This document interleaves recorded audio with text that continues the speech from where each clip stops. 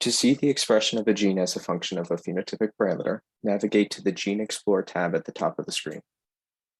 In the first drop-down box, select the phenotypic parameter of interest.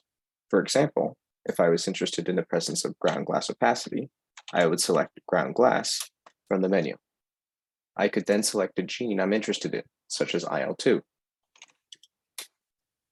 IL-2 gene expression as a function of ground glass opacity is now shown in a plot on the right.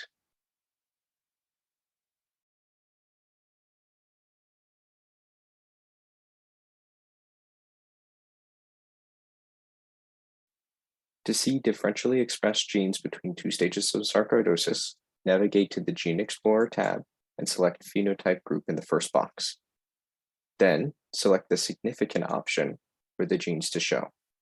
You can pick which phenotypic group level will be considered the baseline and which level will be considered the comparison. A list of significant genes will appear, ordered first by direction and then by increasing p-value.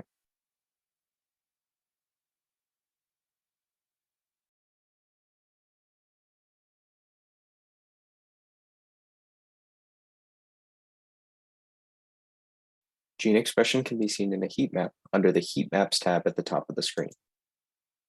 Like the Gene Explorer tab, a phenotype of interest can be selected in the first box. Genes can then be added to the heat map via the second box.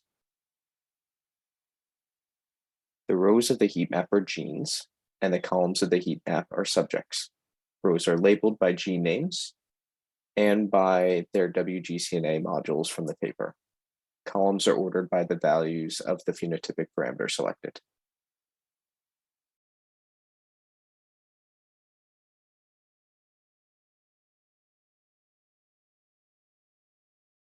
To see the enriched pathways for a given gene, navigate to the Enrichment Pathways tab at the top of the screen. In the first box, enter the gene of interest. Enriched pathways for the input gene will be highlighted in orange. If a gene is not significantly associated with at least one phenotypic parameter, it will not appear on the list.